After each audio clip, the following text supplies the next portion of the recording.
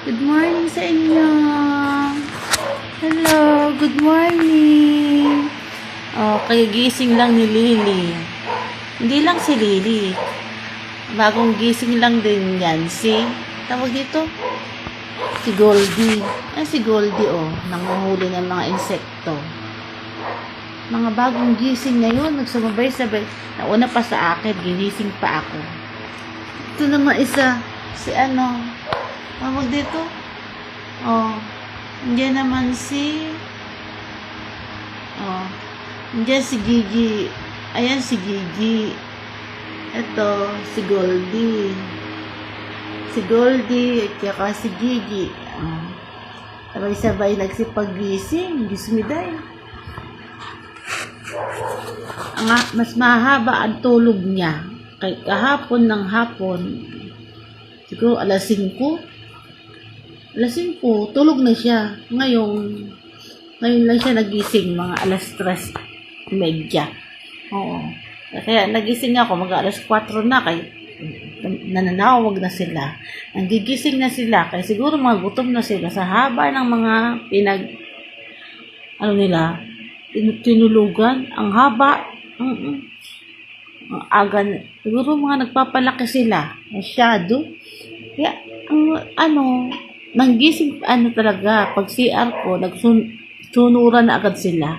Kasi, gutom na yata sila. Oo, gutom na yata. Kasi nga, di ba, hapon pa lang, di ba, gising ka, tulog ka na, alas 5 pa lang na. Tulog na siya agad eh. Oh. Kamusta ka guys? Hello guys. Hello ka muna sa kanila. Ay, ba't pa Hello ka. Say ka hello, followers. Anak. Lily. Say hi sa mga kanila. Say hi. Say mo, hello guys. Ay, paayan naman, Gigi. Si Lily. Ito si Lily, yung isa naman niyang kapatid, Diyos me dahil, tawag doon, magtampo. Ang hilig magtampo. May mga pusa rin palang mga nagtatampo. Kasi ang lagi natabi sa akin, si Gigi. Ayan, Kaso, pag nauulat tong kapatid niya, Diyos me dahil, dyan na, ikaw nga. Ika na dyan. Dahil sabay-sabay pa kayo. Yan, mahilig. Minsan nasa likod ko nagmamassage. At least may taga-massage sa akin. May talok ka. Tapos, ang haba na mga tulog ng mga yan. Ito talaga. Napakahilig tampo. Kahit wala mga pusa talaga. May mga tawag doon na siya pag nagtatampo. Kaya sila makakaloka. Mga Gigi ang Lily. Si Goldie naman kasi malaki na si Goldie. Hindi nila kapatid si Goldie. Si Goldie, napadaan lang din dito. Kahit lagi ko yun nilalagay sa labas. Pagbukas ko ng pinto, talagang lagi siyang naandyan sa may pinto. Oo. Hindi siya si Goldie. Ang laki na noon, kaya parang natatakot ako mag-alaga ng ganyan agad, malaki agad. Kaso si Goldie, hindi talaga yan naalis. Diyan sa may pinto. Nandiyan lang siya. Kahit lagi ko siya sinasaraduhan ko siya lagi ng pinto. Hindi naman siya naalis. Mag-aantay na lang siya kung kailan ako maglagay ng pagkain. Kaloka. Say hi na lang, Gigi. Mag-hi ka muna, guys. At least, hindi ako nagsisingle hindi ako nagsosolo sa bahay. Kaya sila nagsipagpuntahan dito sa bahay. Di po. Gusto ata nila yung kasama ko para may kasama ako sa bahay. Diba? Dati mag-isa lang ako lagi eh.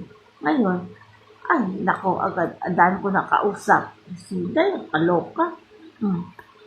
Ito, taga-massage ko to. Sa, mapwesto yan dito, pero dito lang sa kanan. Di ba, Gigi na? Hindi mo minamassage ngayon, ha? Kaloka. Dahil ko tuloy katabi. Kaloka. Yun na nga, ako naman ang kakain kasi sila nakakain na sila eh. Pinakain ko na sila. Ang problema, yung pagpupupo na lang ang problema ko. Kailangan ko rin bumili. Ayoko pumili. Maglinis-linis lagi ng sahig. Kaya order na lang ako ng mga pangpupo. Kaya ayusin na ang pagpupo, ha? Para hindi makalat. Ubus yung mga papel kakalinis ko, ha? Umayos ang mga pagpupo. Huwag sa makalat. Talaga naman kung saan sana, magsipag na, ha? Ikaw, Lily, pag nagpupo ka, ayusin, ha? Huwag pakalat-kalat. Huwag mo nang pagudin si Mami. Alam mo naman, ano pa ako sa iyo ay, ha? Kaloka? Sana makinig sila.